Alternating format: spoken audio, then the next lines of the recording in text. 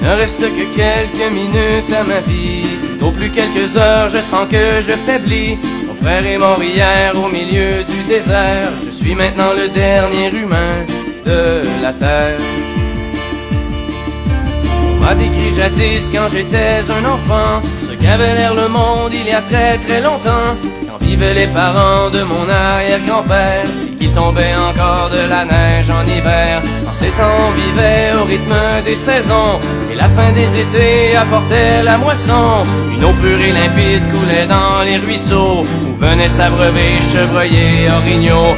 Moi je n'ai vu qu'une planète désolante, paysage lunaire et chaleur suffocante, et tous mes amis mourir par la soif ou la faim, comme tombent les mouches, jusqu'à ce qu'il n'y ait plus rien. Plus rien. Plus rien.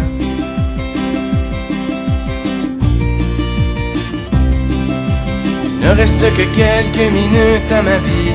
Au plus quelques heures, je sens que je faiblis. Mon frère est mort hier au milieu du désert. Je suis maintenant le dernier humain de la terre.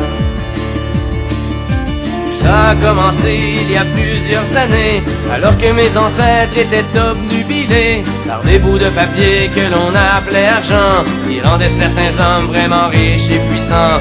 Ces nouveaux dieux ne reculant devant rien, étaient prêts à tout pour arriver à leur fin. Pour s'enrichir encore, ils ont rasé la terre, pollué l'air ambiant et tari les rivières.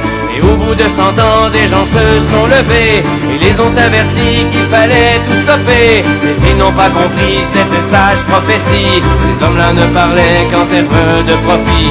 C'est des années plus tard qu'ils ont vu le non-sens, dans la panique on déclaré l'état d'urgence, quand tous les océans ont englouti les îles et que les inondations ont frappé les grandes villes. Et par la suite, pendant toute une décennie, ce fut les ouragans et puis les incendies, les tremblements de terre et la grande sécheresse. Partout sur les visages on lisait la détresse.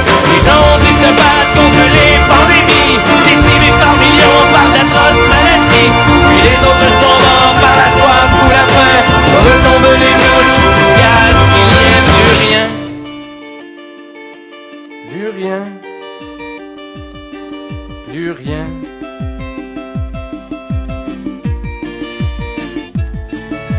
Mon frère est mort hier au milieu du désert. Je suis maintenant le dernier humain de la terre. Au fond, l'intelligence qu'on nous avait donnée n'aura été qu'un beau cadeau empoisonné, car il ne reste que quelques minutes à la vie. Tout au plus quelques heures, je sens que je faiblis. Je ne peux plus marcher, j'ai peine à respirer.